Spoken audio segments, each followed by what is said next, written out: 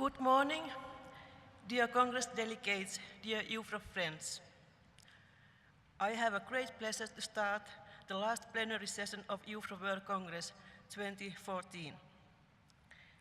I am Tuija Sievänen from Finnish Forest Research Institute, Finland, and I am also the coordinator of Division 6 in UFRO. And today, I serve as the moderator of this plenary. This session, plenary session, addresses on urban forestry, a topic of research which has a critical importance to a number of humankind, to all urban populations all over the world. This topic is presented today by an expert who has a solid science-based knowledge about the subject and also a deep understanding of its meaning and value. Professor Cecil Konijnendijk van den Bosch. Let me give you a short introduction of him.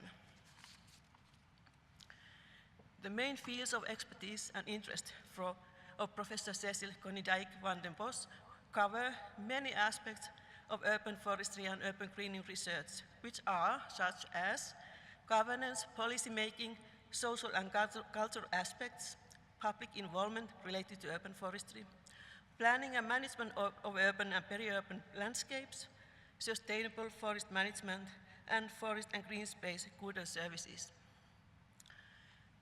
In addition to his research activities, Cecil has a great interest in science communication, writing and editing, including that he is the founding editor-in-chief of Journal of Urban Forestry and Urban Greening since 2002, and academic leadership, project and research management, and conference facilitation and moderation in numerous conferences.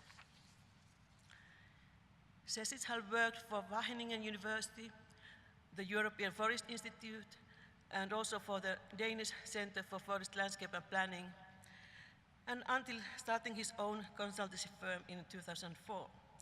At the moment, Cecil is the head of department and researcher of landscape architecture, landscape planning and management at the Swedish University of Agricultural Sciences in Arnarp, Sweden. But he's also holding a part-time professorship of green space management at Institute of Geography and Natural Resource Management at University of Copenhagen. He's also a project coordinator EU project Green Search, Green Infrastructure and Urban Biodiversity for Sustainable Urban Development and a Green Economy. In addition to his teaching and research, he is an active member of several scientific networks. He's a coordinator and co-organizer of the annual European Forum on Urban Forestry, now for 16 conferences together. He is also the president of the Arboricultural Research and Education Academy, member of the Board of Advisors, Institute of Arboricultural Studies, Hong Kong, and he is the Deputy Coordinator of Division 6 in UFRO. Cecil has an impressive list of publications, a total of more than 250 scientific and popular scientific publications, of which 51 at the moment are peer-reviewed, including scientific articles, book chapters, and monographs, one book as a single author, and 28 edited volumes and reports, almost 100 non-reviewed articles and papers in proceedings and reports, book reviews, editorials, etc., and many popular scientific articles in professional and other publications. The two books of him are Urban Forests and Trees and The Forest and the City. Cecil is an attendee of several awards and scholarships over the years, of which the most prestigious is the Chadwick Award for Excellence in Arboricultural Research that he received in 2013. Cecil has a very multicultural background. He's born in the Netherlands. He got his master's degree in forestry at Wageningen University in 1995, but then he got his degree of Doctor of Science at the University of Joensuu in Finland in 1999. Since then, he has lived and worked in Denmark, and now he's in Sweden with his family, wife Matilda, and 3 children. Today, Cecil speaks and uses 4 languages, Swedish, Danish, English, and Dutch on a daily basis, and manages a couple more. Having his Dutch background, today after living 16 years in Nordic countries, he has become a real Nordic citizen. But when it comes to football and soccer, he's still very much a Dutch, which has an explanation. In his early years, he worked for the Dutch national television for a couple of years as a sport journalist before his career as a scientist. Now, I'd like to ask you to welcome Professor Cecil Konijnendijk van den Bosch. Floor is yours.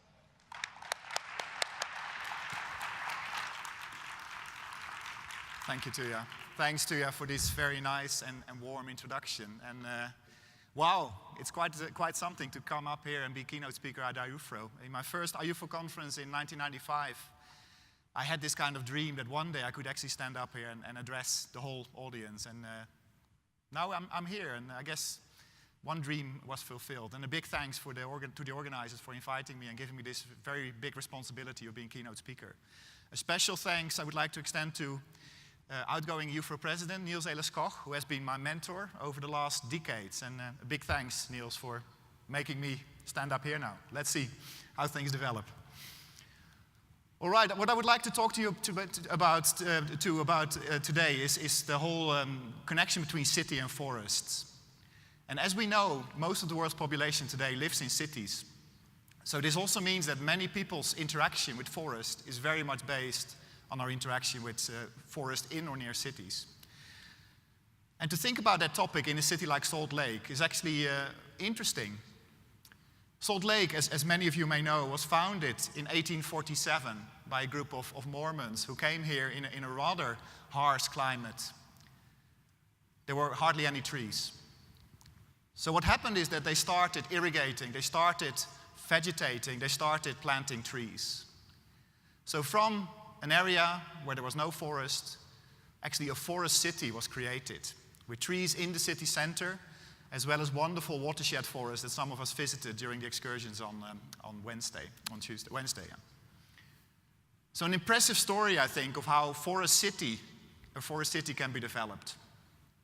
And it also shows, I would say, that this relationship between forest and city doesn't have to be such a negative one. And I think when we think about forest and cities, we often think about cities eating away on the forest, trying to destroy the forest to build asphalt, concrete, etc.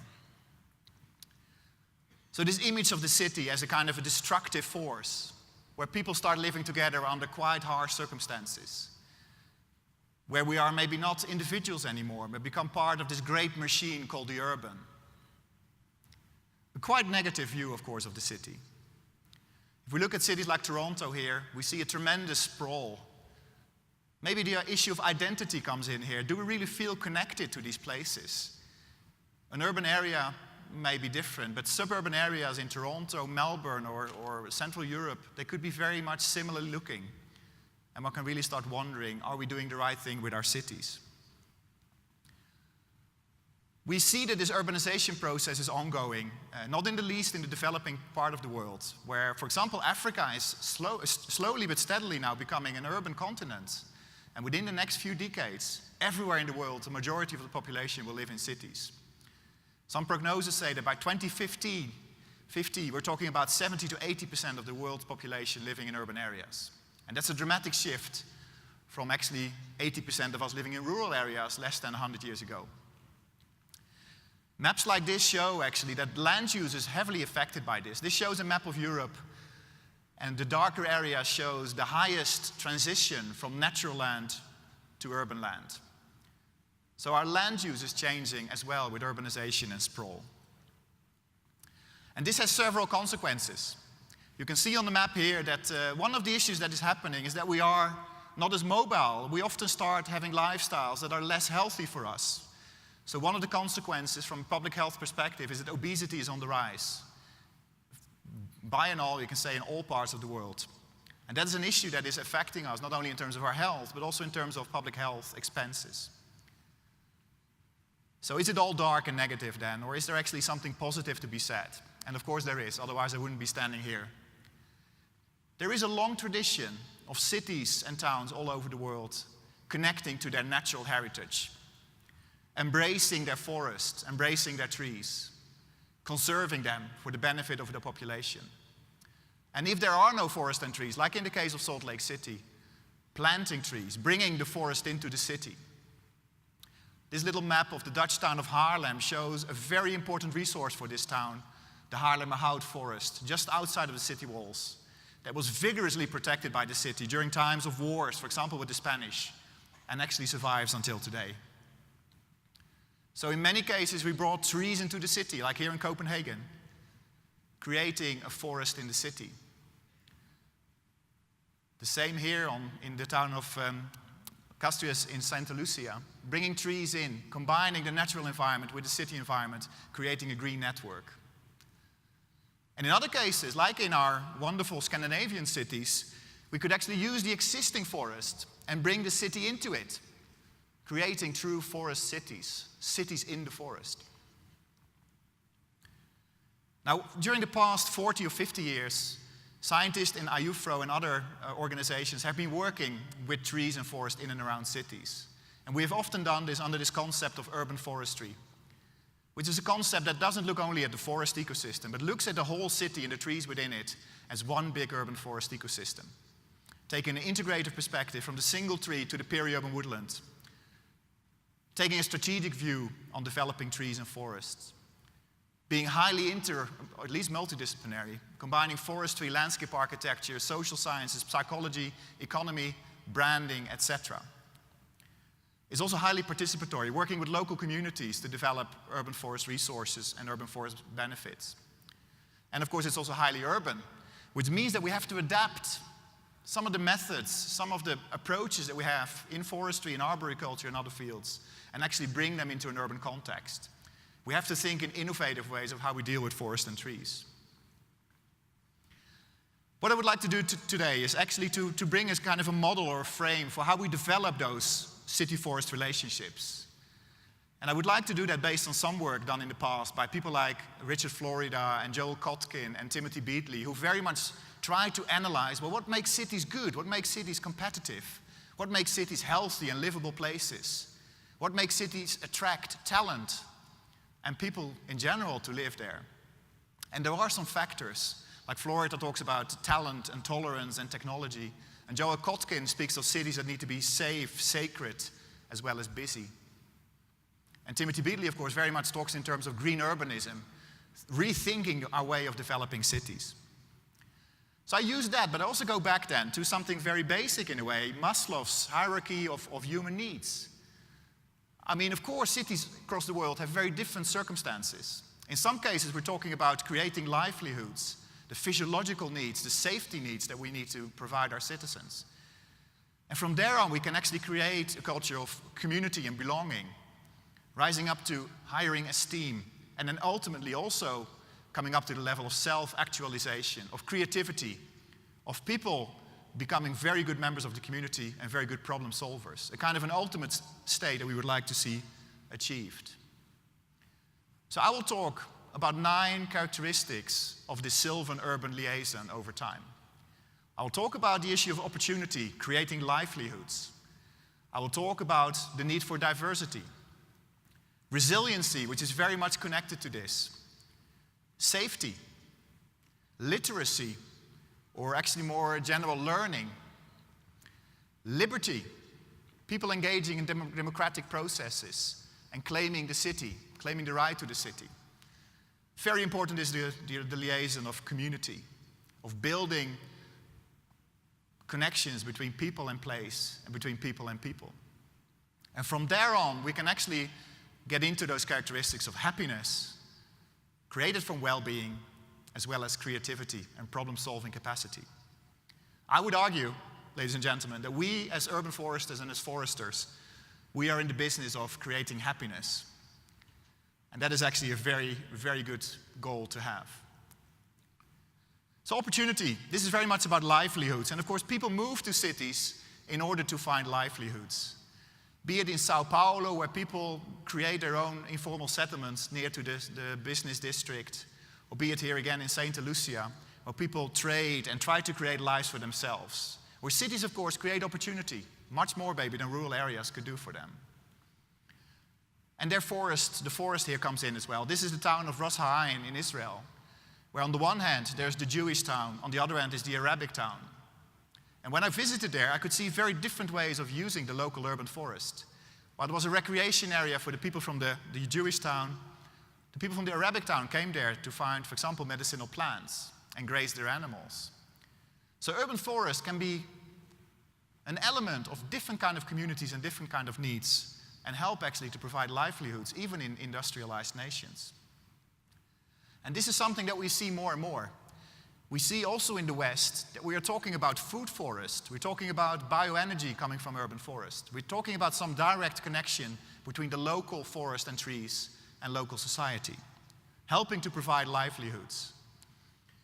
Albeit not maybe from a forest perspective, but urban agriculture is tremendously important today everywhere in the world, providing direct food resources and healthy foods in food deserts, for example in Brooklyn, New York, as here.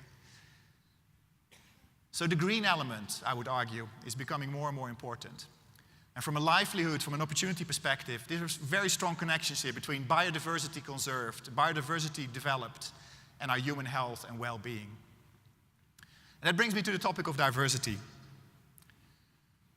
Today's society holds up a lot of values, and I think one of the values that we really should cherish is that of diversity. Diversity in the people, in the cultures. Diversity also in the ecosystem that we are living in. Diversity in the way we think, diversity in the way we learn, diversity in how we build community. There is no such thing as a one-fits-all approach. And many cities, many successful cities around the world, they realize that diversity is the key thing they have to establish in order to be successful. One city that has gotten this is the city of Vancouver, Canada. In Vancouver, 52% of the population speaks another language than English as its first language. And Vancouver consistently ranks among the top 5 cities on city competitive scales. And other cities out there like Melbourne and Zurich and Copenhagen, they have very similar kind of approaches. They want diversity, but what they also want is a green city. They want to cherish the green heritage, both the existing natural landscape as well as the created urban forest. Now we know from research that biodiversity and tree diversity is important for creating ecosystem services, for guaranteeing a range of environmental as well as cultural services that are crucial to our cities. So maybe this is not the kind of urban forest to be created. Single species, single age, not at all resilient, of course. But then, on the other hand, this is the same here. This is Stockholm, Sweden. Single species, single age, not very tolerant to threats, but of course highly aesthetic and highly important from a cultural perspective. So it is a complex issue, this of diversity. And we know that in many cities around the world, 5 or even less tree species make up 2/3 of the tree population in the city. And that, of course, is highly problematic when we start thinking about resiliency and establishing ecosystem services. So we need more tree diversity. And this issue has come up during recent years as really an important part of the urban forestry agenda. Diversity is also reflected in the way our urban forests look. This is a little study we did in Denmark that shows that a lot of the urban woodland resources that we have in Danish cities are actually very small scale. They may be between 0 and a few hectares. Well, of course, in other cases, there could be larger peri-urban woodland areas of maybe several thousands of hectares that are also urban forests. So a very complex resource, also in terms of its ownership. And maybe the urban forest extends all the way here to this very local urban forest in Toronto. So urban forestry is very diverse, and we, coming with our forestry glasses, we will have to readjust here and not think, of course, about the usual forest ecosystem approaches that we apply. Very interesting term here, I think, that connects this human diversity and natural diversity is the concept of biocultural diversity. We've heard it discussed here at the conference as well. And it really is, I think, a very innovative approach of combining these two dimensions and not isolating biodiversity from human diversity. And like what happened with the Brundtland report way back, that connected economy and nature conservation, I think it's time for us to actually connect biodiversity and cultural diversity. In this way, we can create much more meaningful ways of dealing with biodiversity as well as cultural diversity. That brings me to the issue of resiliency. And I mean, if there's one type of human area, land use, that is resilient, it's our cities. And resiliency can be very simply defined as the capacity to recover quickly from difficulties and toughness. I mean, we human beings, we're very resilient in most cases.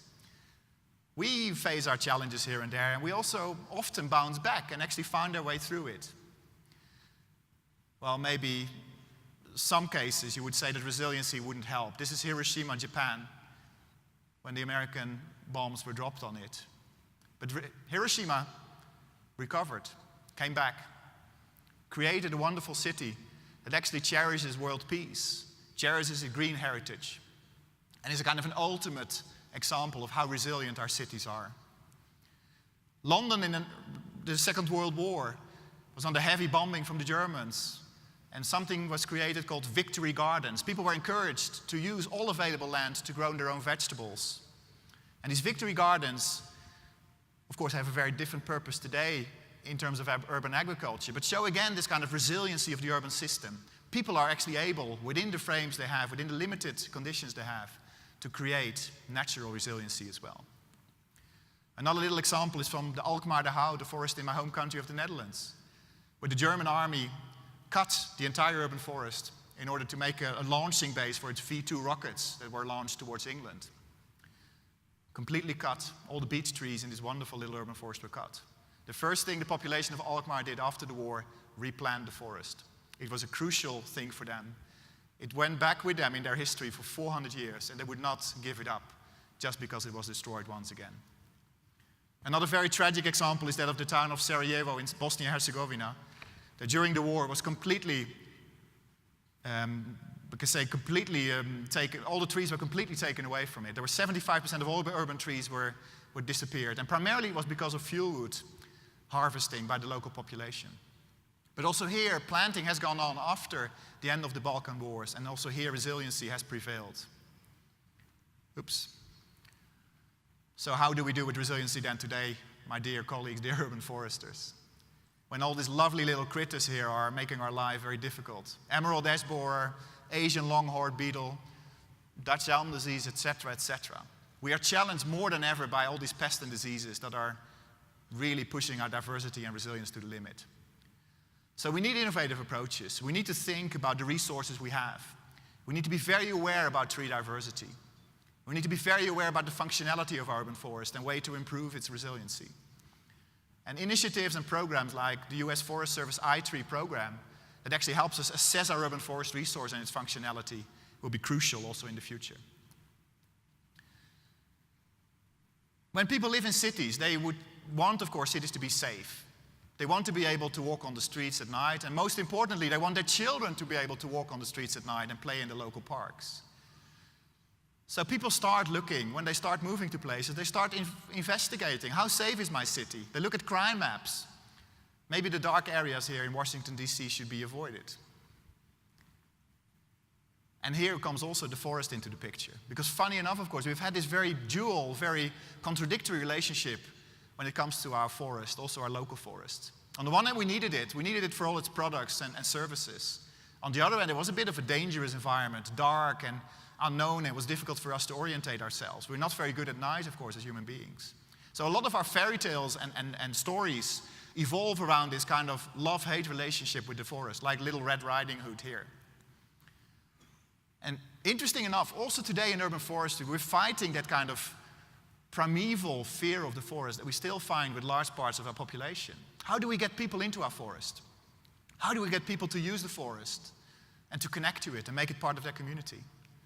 This could be the case, of course, for people living in cities today, but especially also for newcomers, people who come from different cultures and that maybe not have this natural connection to the local forest. That brings me to the issue of literacy. And this is my dad, who has been a teacher for his whole life. He retired a few years ago, and he's sitting here with his two cousins, Roman and Perrin. And he tries to tell them a bit about maps here, I guess, and tries to teach them a bit to read, etc. Roman and Perrin are great readers, but what they are better at is actually playing iPad. Whenever I see them, whenever I see a photo of them, I see them with an iPad in their hand. I heard a story from a friend in the US who said he had his 2-year-old cousin visiting him, and he gave the little cousin a nice magazine with animal pictures in it. And all of a sudden he saw this cousin of his making this movement on the pictures, trying to enlarge them, of course, as one does with an iPad. So that is the kind of society we are at today, highly technologized, and highly, of course, people like Roman and Perrin, kids like Roman and Perrin, they have to be really encouraged to go out and play in nature. And authors like Richard Louv, they have realized this and say, hey, actually, we have to step up here. We have to really be careful because we're losing this connection between our children and their natural environments.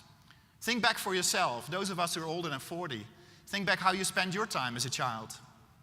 We were out in nature, playing football, enjoying the local forest or wood. When I ask children today what they are doing, a lot of the time they spend it inside. Computers, iPads, smartphones.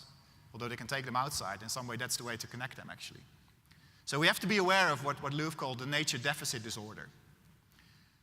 And urban forestry play an important role, of course, as play environments where kids can go out and really enjoy, but also as learning environments, like we do at SLU in Alnarp and in other areas in Sweden, creating so-called landscape laboratories, real-scale test areas, where we combine different kind of woodland management approaches and landscape approaches and test them also for urban areas. Liberty then, as the next liaison. Cities, of course, are the real center of liberty, of freedom. Citizens, those people living in cities, were the first who got rights to be free, not to be slaves. When they were actually recognized as citizens, they got the rights to, for example, get involved in political decision-making. And that we know, of course, today, countries all over the world. This is Tahrir Square in Cairo, where the city becomes a playground or becomes a manifestation ground of democracy. Freedom can have many different faces.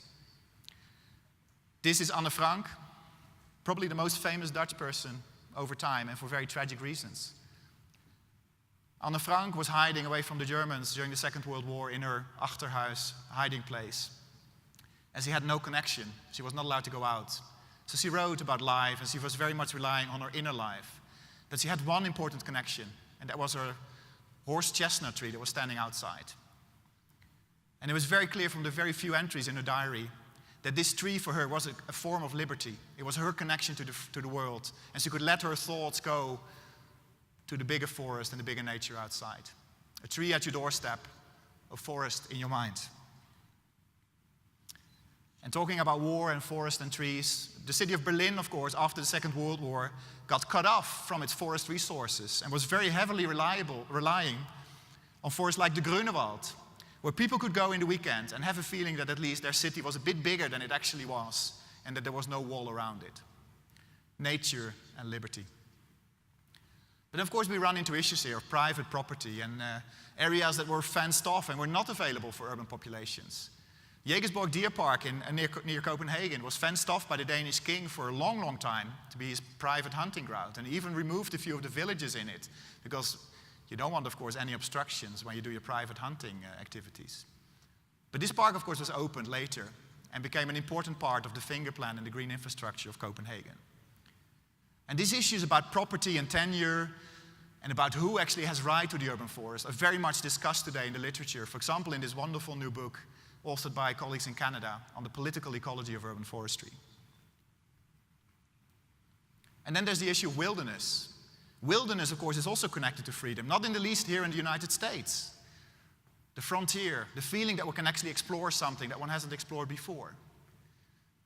City forests like here in Mumbai have this wilderness touch to it and can still bring in the wild also in our cities and towns. That brings me to community, one of the most important liaisons. And of course we flock to cities.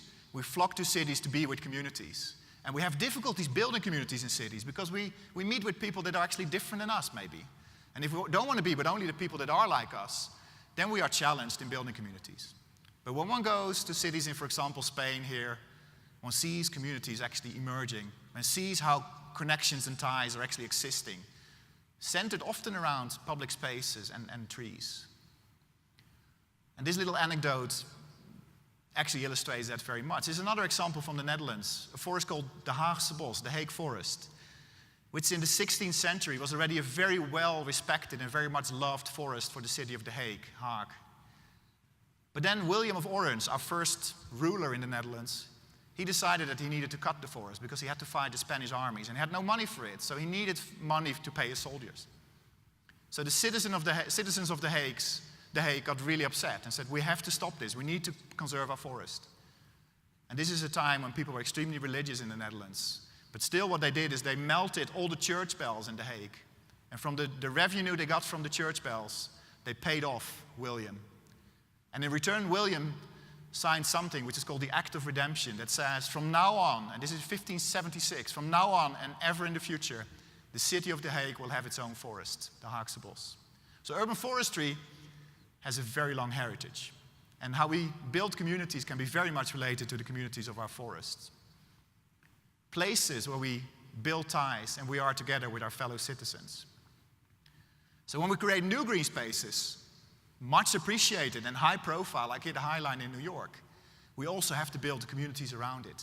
We have to connect people and place.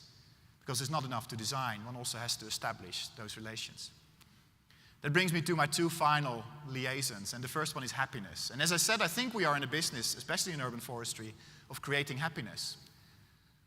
An interesting book by Charles Montgomery from Canada actually goes into that and says, well, when you have to design happy cities, we have to think about cities where people generally feel happy, realizing, of course, that we do feel miserable every once in a while. That's okay, but in general, we have to be happy.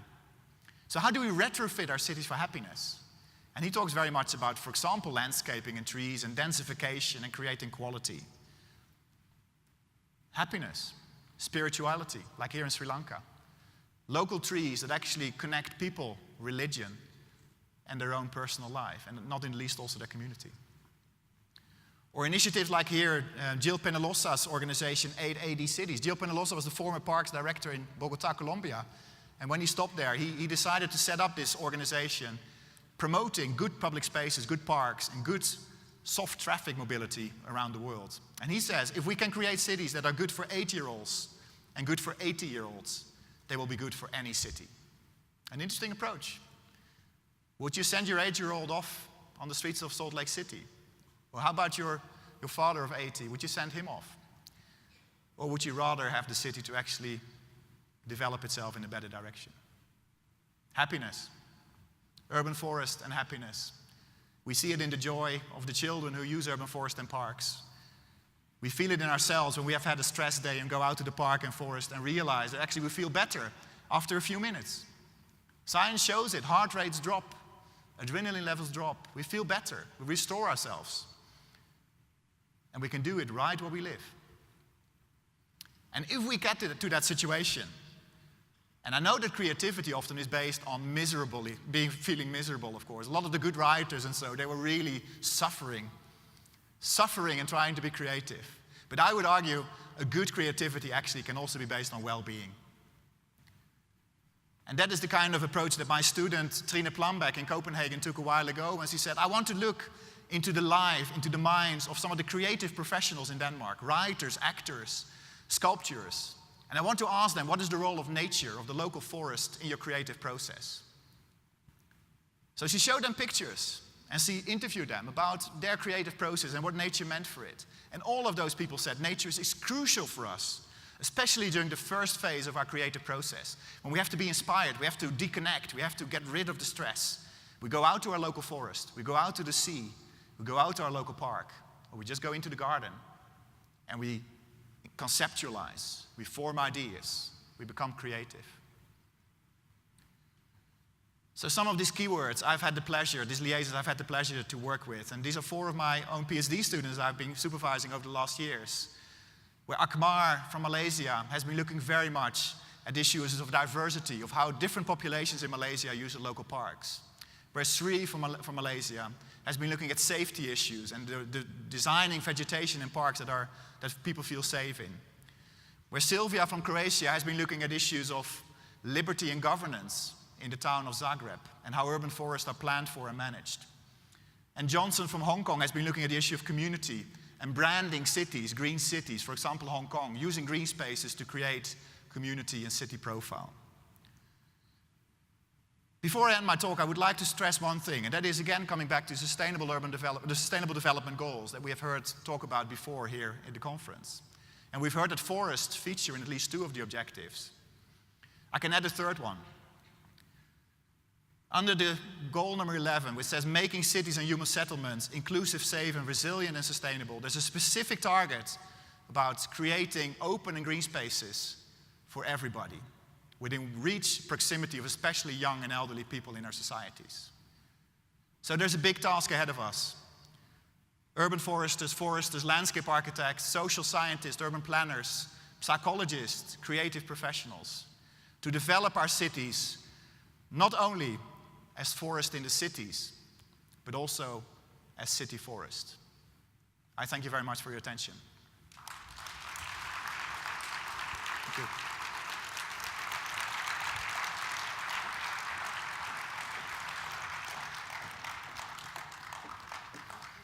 Thank you. Thanks.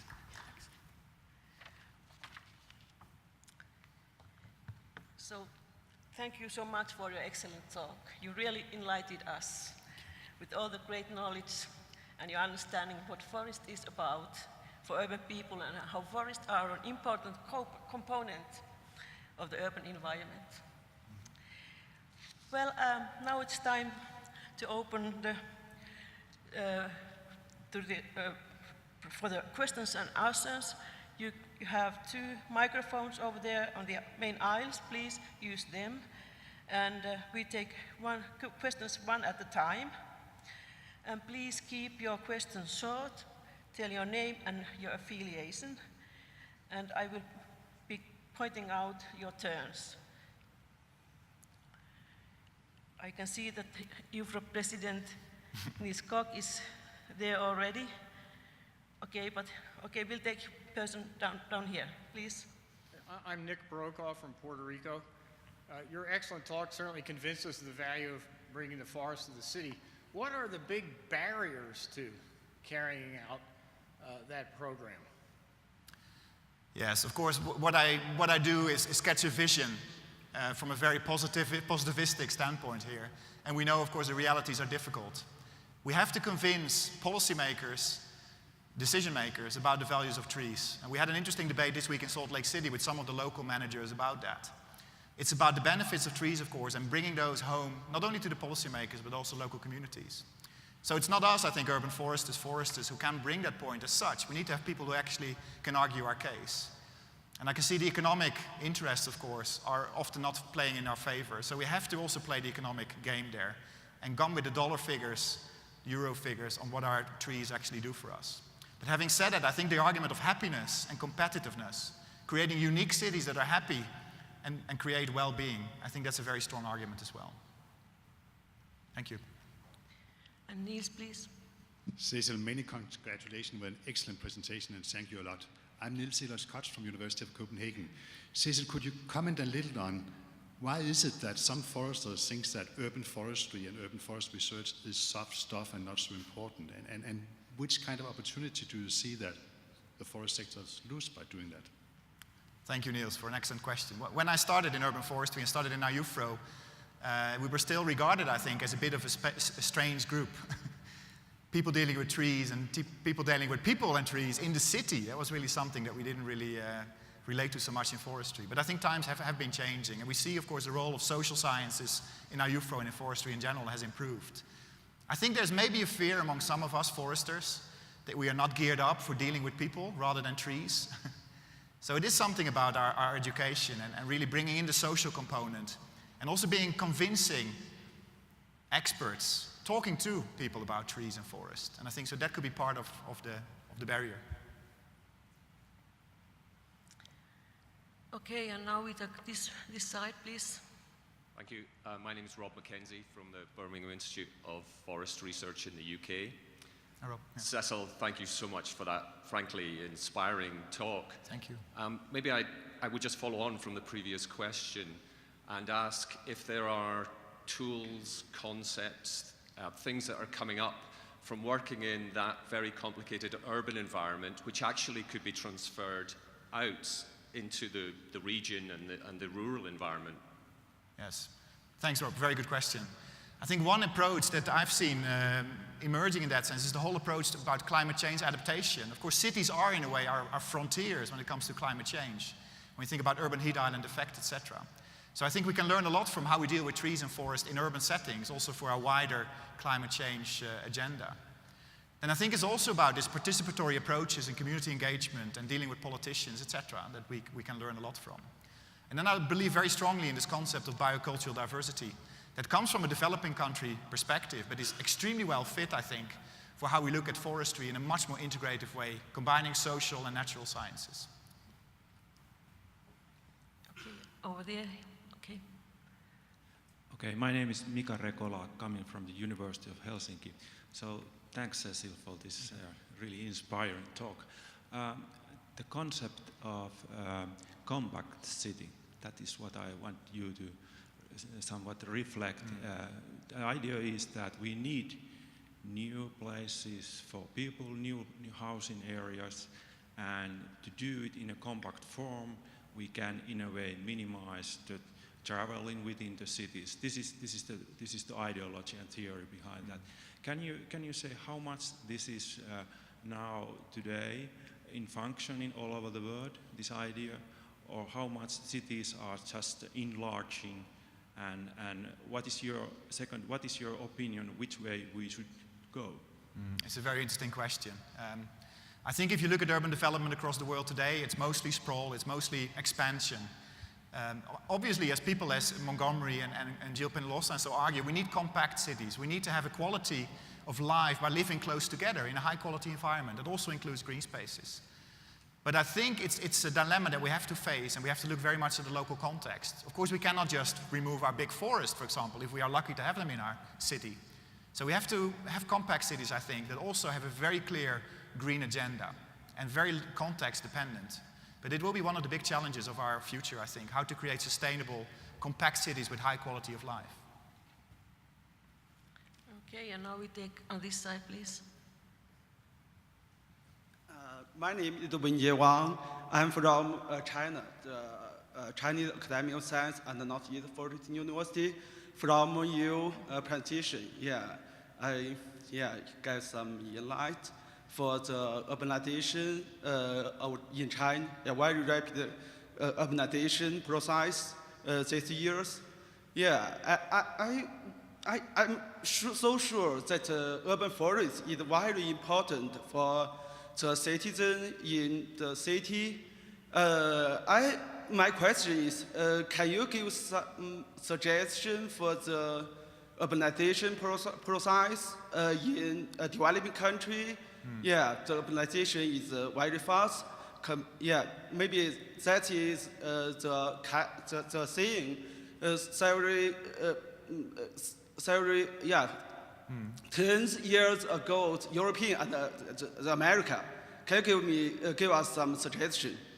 Thank you. Thank you.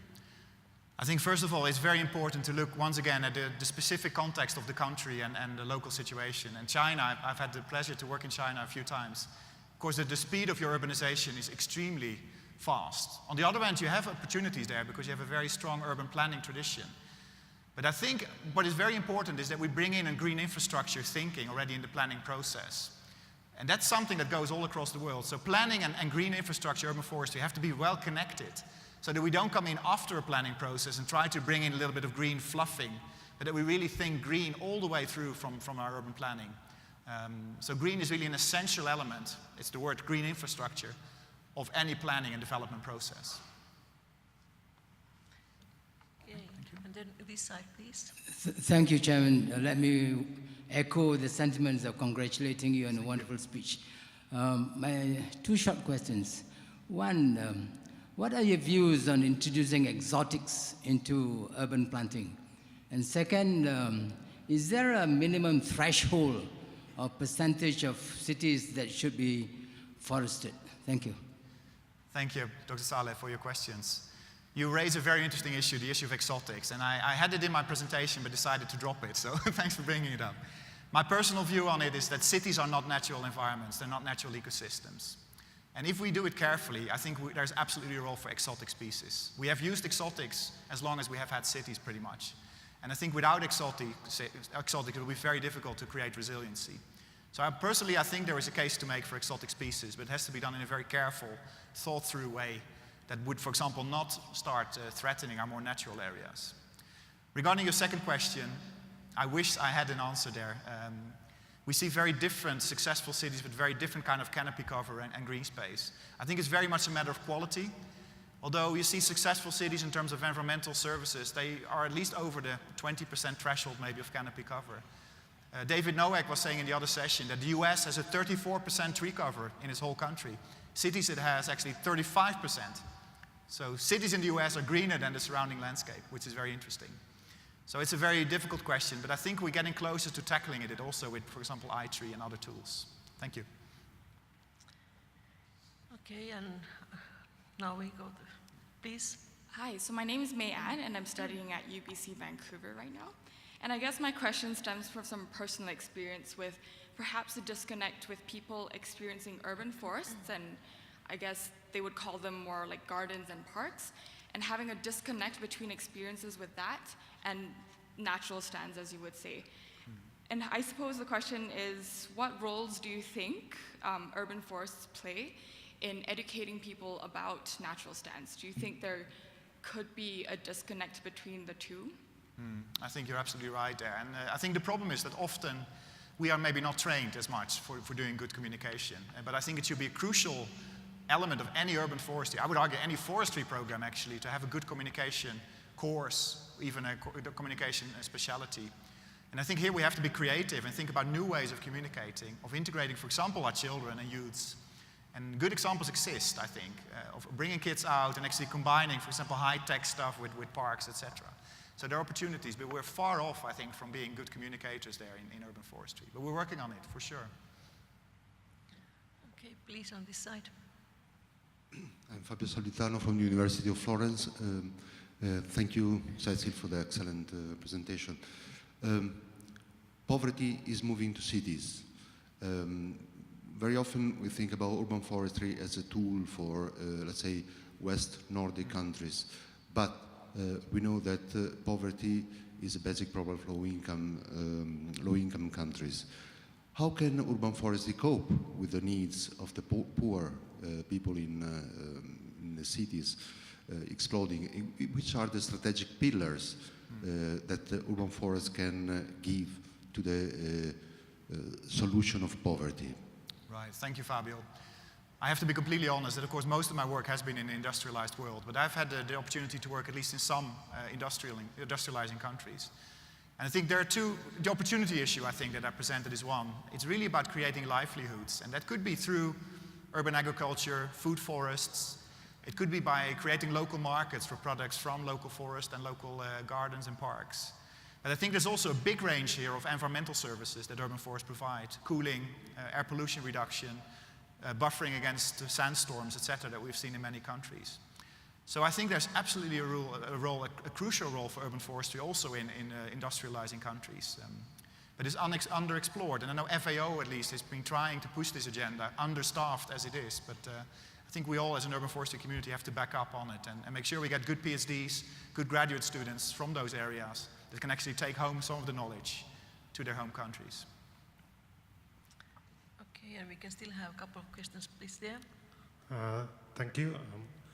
I'm Harry Purnama from C4, Bogor, Indonesia. Thanks for inspiring presentation. Thank you. But I recognize not many examples coming from the developing countries. Right. Almost all coming from developed countries. Only one coming from Sri Lanka with one lady and one tree. Seems not urban forest. So my question is why?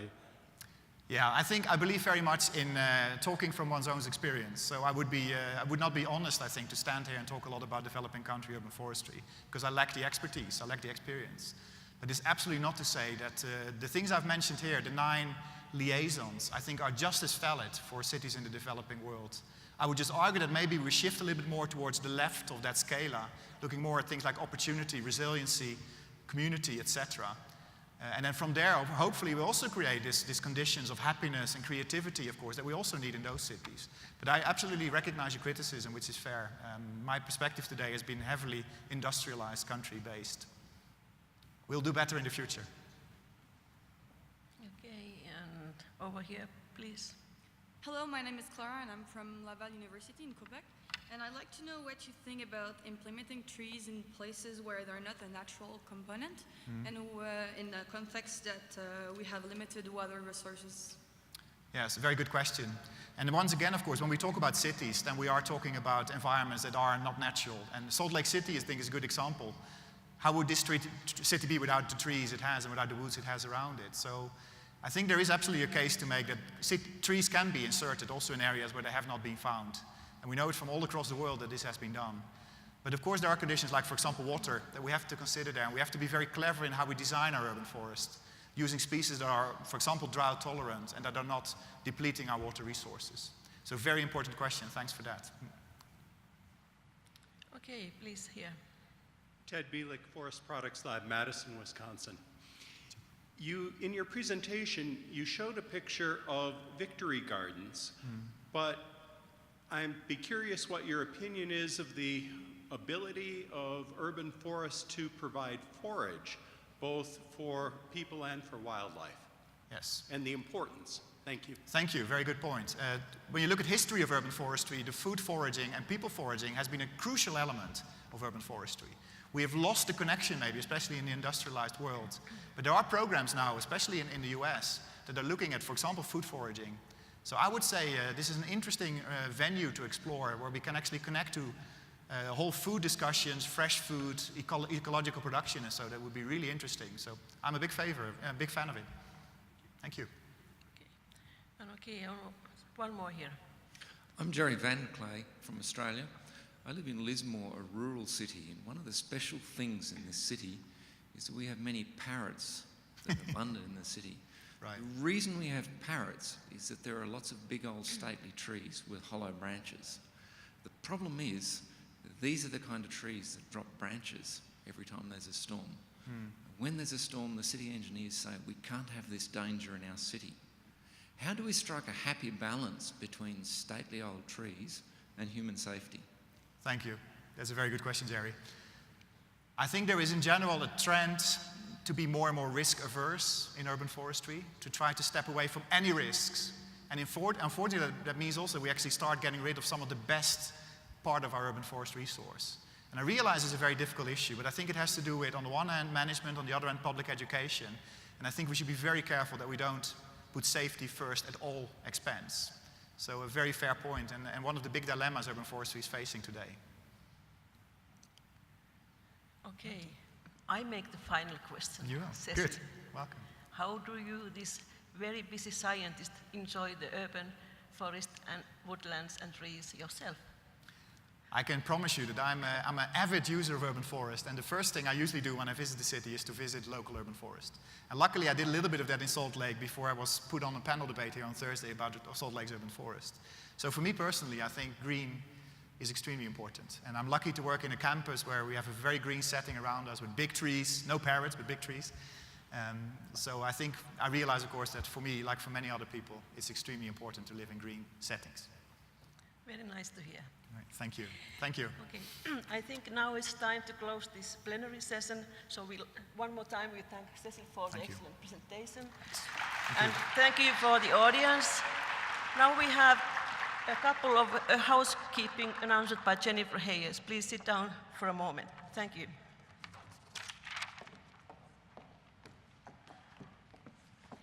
Very well done. Thank you. And thank you to you as well.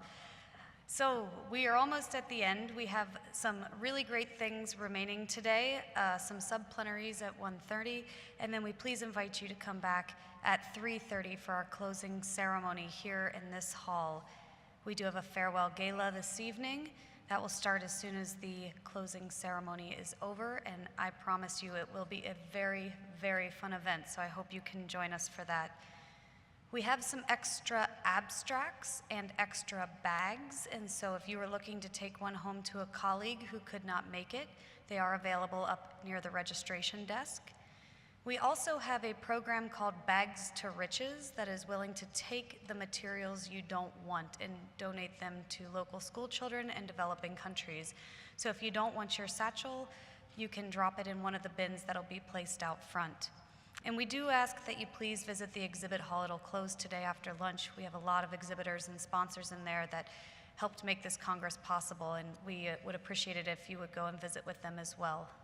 Thank you, and thank you again, Cecil, for such a great talk.